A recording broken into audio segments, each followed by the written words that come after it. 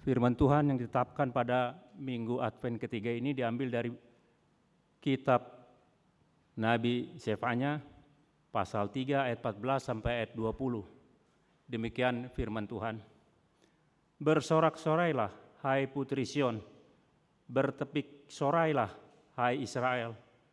Bersukacitalah dan beriailah dengan segenap hati hai putri Yerusalem.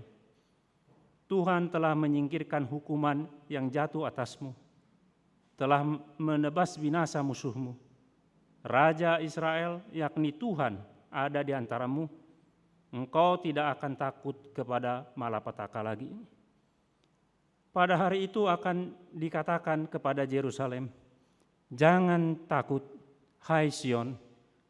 Janganlah tanganmu menjadi lemah lesu. Tuhan Allahmu ada di antaramu sebagai pahlawan yang memberi kemenangan. Ia bergirang karena engkau dengan sukacita. Ia memperbaharui engkau dalam kasih-Nya. Ia bersorak-sorak karena engkau dengan sorak-sorai. Seperti pada hari pertemuan raya, aku akan mengangkat malapetaka daripadamu, sehingga oleh karenanya engkau tidak lagi menanggung cela. Sesungguhnya pada waktu itu aku akan bertindak terhadap segala penindasanmu, tetapi aku akan menyelamatkan yang pincang, mengumpulkan yang terpencar, dan akan membuat mereka yang mendapat malu menjadi kepujian dan kenamaan di seluruh bumi. Pada waktu itu aku akan membawa kamu pulang, yakni pada waktu aku mengumpulkan kamu, sebab aku mau membuat kamu menjadi kenamaan dan kepujian di antara segala bangsa di bumi dengan memulihkan keadaanmu di depan mata mereka. Firman Tuhan, demikian firman Tuhan. Saudara-saudara yang dikasihi Tuhan kita Yesus Kristus, saya tidak tahu apakah saudara setuju dengan saya atau tidak, tapi bagi saya tampaknya pada saat ini musim atau masa Natal nampaknya tidak ternampak sukacita yang seperti yang diinginkan oleh Tuhan. Ketakutan dan kekhawatiran nampak dalam hidup kita saat ini. Banyak hal yang membuat kita bimbang dan ragu saat ini. Banyak orang yang sekarang kehilangan pekerjaan. Bagaimana orang yang kehilangan pekerjaan dapat bersuka cita saat ini? Banyak orang yang harus menghadapi banyak persoalan. Orang ada yang harus menghadapi penyakit. Bagaimana orang yang mempunyai penyakit menahun dan membahayakan hidupnya dapat bersuka cita pada saat ini? Ada di tengah-tengah kita mungkin orang-orang atau jemaat yang mengalami percekcokan di tengah-tengah keluarganya, pertengkaran di tengah-tengah keluarganya yang tidak dapat diselesaikan. Ini membuat sukacita itu sangat sulit di dalam hidup kita. Banyak hal yang dapat membuat kita sulit melakukan seperti apa yang dikatakan Rasul Paulus, bersukacitalah senantiasa. Sekali lagi, kukatakan bersukacitalah senantiasa katanya. Sulit ini di tengah-tengah keadaan yang begitu membuat kita tidak dapat bersukacita. Saudara-saudara, sukacita kadang-kadang kita campur baurkan dengan kebahagiaan. Saya ambil contoh, kalau kebahagiaan itu jika sesuatu yang menjadi enak dalam tubuh kita, dalam hidup kita ini, maka kita bahagia. Tetapi jika hidup kita ini terjadi sesuatu yang pahit, maka kita tidak bisa bersukacita karena kita tidak bahagia. Jadi sukacita disamakan dengan kebahagiaan. Itulah yang sering terjadi yang kita pikirkan dalam kehidupan sehari-hari. Tetapi kenyataannya kalau kita baca Perjanjian Baru, saudara-saudara, sukacita biasanya tidak ditentukan oleh keadaan dan lebih sering terlepas dari keadaan.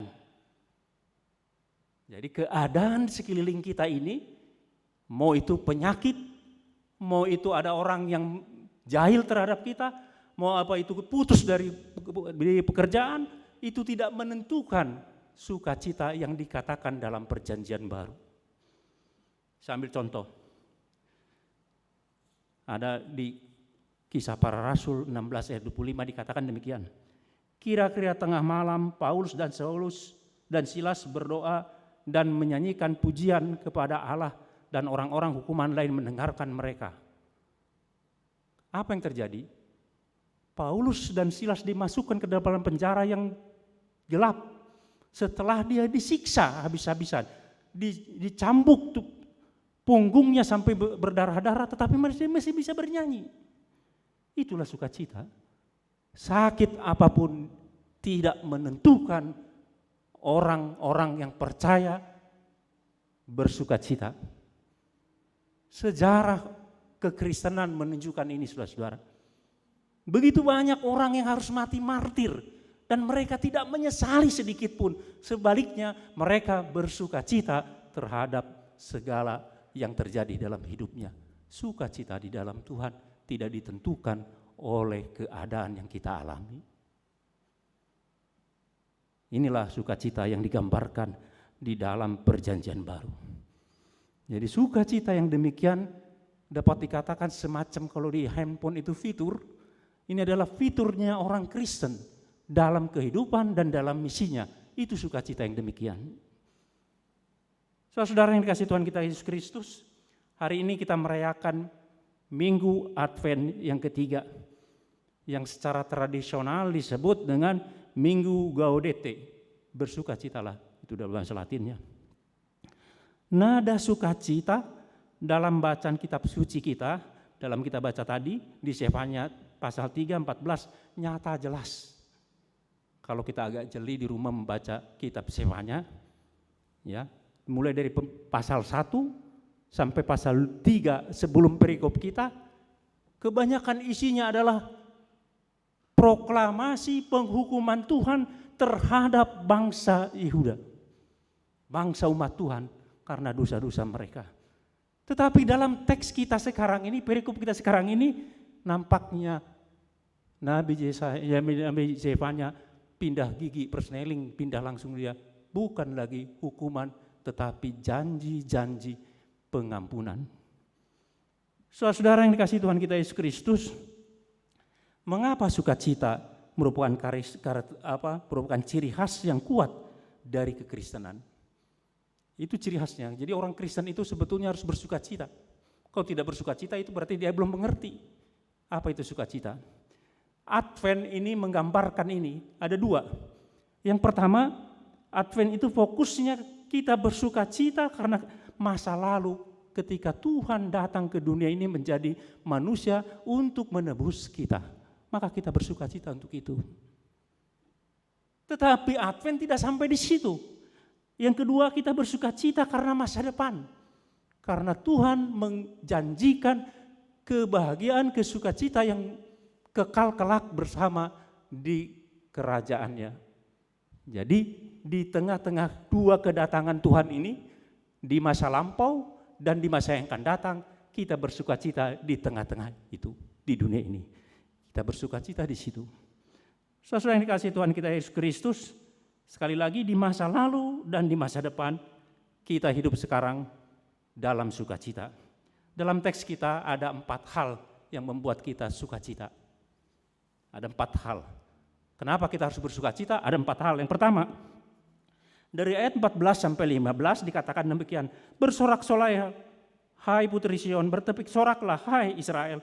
Bersukacitalah dan berilah dengan segenap hati hai putri Yerusalem.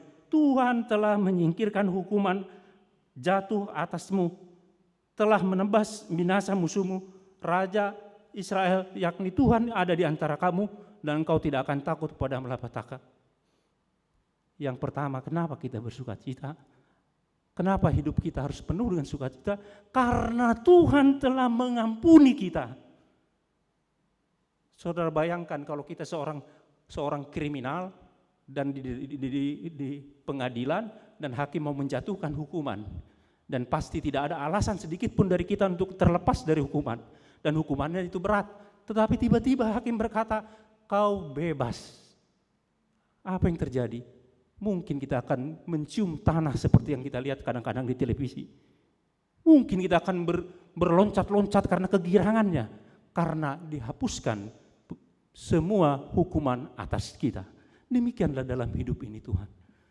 Tuhan telah mengampuni kita. Maka kita harus bersuka cita. Jangan murung dalam hidup ini. Jangan penuh muka kita masam dalam hidup ini. Karena dosa kita telah diampuni Tuhan. Itu alasan yang pertama. Yang kedua, saudara-saudara, kita bersuka cita karena Tuhan tinggal di antara kita. Saya teringat ada sebuah cerpen mengisahkan seorang anak petani jagung di Amerika Latin. Waktu itu gagal panen. Maka mereka kekurangan makanan. Maka anak ini membuat surat kepada Tuhan di surga. Kata dia, Tuhan kami tidak bisa makan lagi, maka kirimlah uang. Kata dia, 1 juta biar kami dapat bertahan hidup. Dia masukkan amplop, dia lem, dia tulis di situ kepada Tuhan di surga. Masuk ke kantor pos, orang kantor pos lihat, di mana ini Tuhan di surga, gimana ini nggak ada perangko sampai ke surga. Maka pegawai kantor pos membuka dan dia baca surat itu, dia merasa kasihan. Kemudian datanglah anak itu, sudah beberapa saat dia bertanya ke kantor pos, ada surat dari surga untuk, ada balasan dari Tuhan dari surga, ada katanya.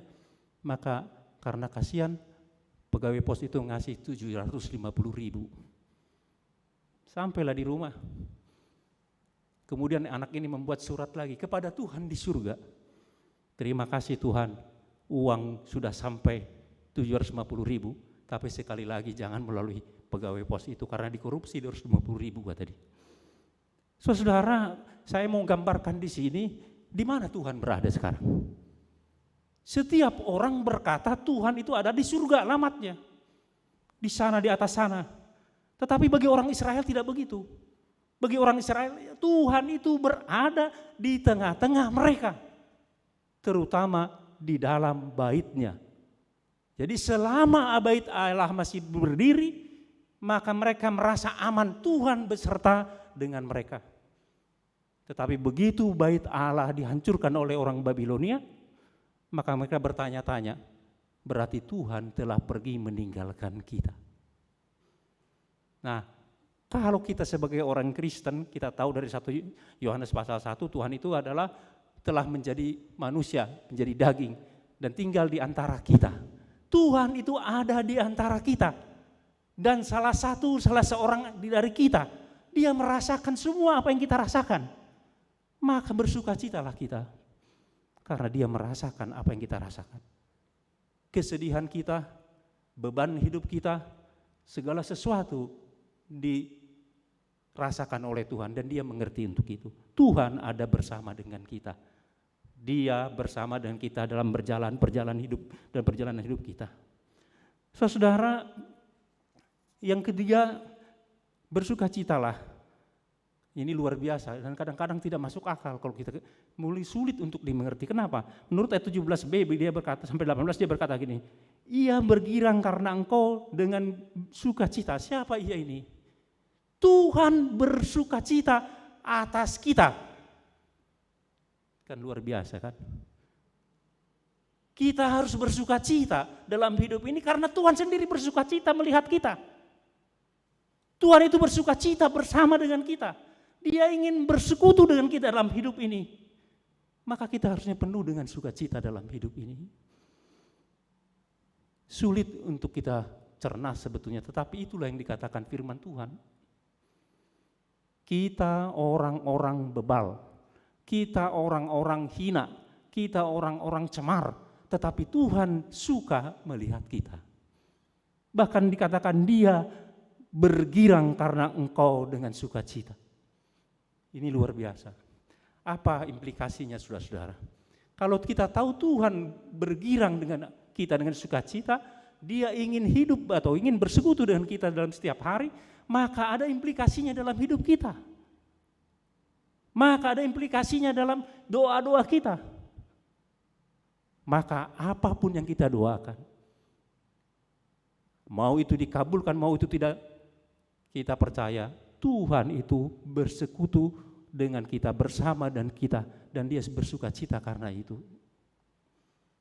Bersukacitalah karena Tuhan mengampuni kita. Bersukacitalah karena Tuhan ada di antara kita. Bersukacitalah karena Tuhan bersukacita, bergirang ke atas kita. Dan yang keempat, saudara-saudara, yang terakhir, kita bersukacita karena Tuhan membawa kita ke rumah kekalnya. Kalau yang 3 tadi itu permulaannya. Sudah dibebaskan dari dosa, sudah ada di antara kita, dan Tuhan senang dengan kita, bersukacita dengan kita, dan yang terakhir adalah Dia akan membawa kita ke rumahnya yang kekal. Di ayat 20 dikatakan, pada waktu itu aku akan membawa kamu pulang, yakni pada waktu aku mengumpulkan kamu.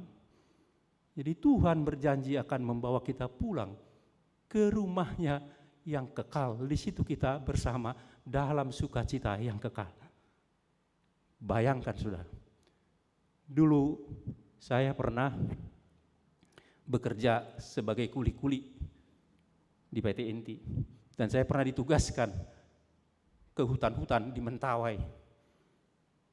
Dulu di Mentawai itu di Pulau Mentawai, tapi nah itu kapal waktu itu sekali dalam seminggu. Pekerjaan sudah selesai, tinggal pulang. Tapi begitu sampai ke pantai, kapal sudah pergi. Betapa sakitnya tidak bisa pulang. Sudah membayangkan pulang sampai Bandung, bertemu dengan orang tua, bertemu dengan keluarga, bercerita banyak hal, tetapi terhambat. Sakit sekali kalau tidak bisa pulang.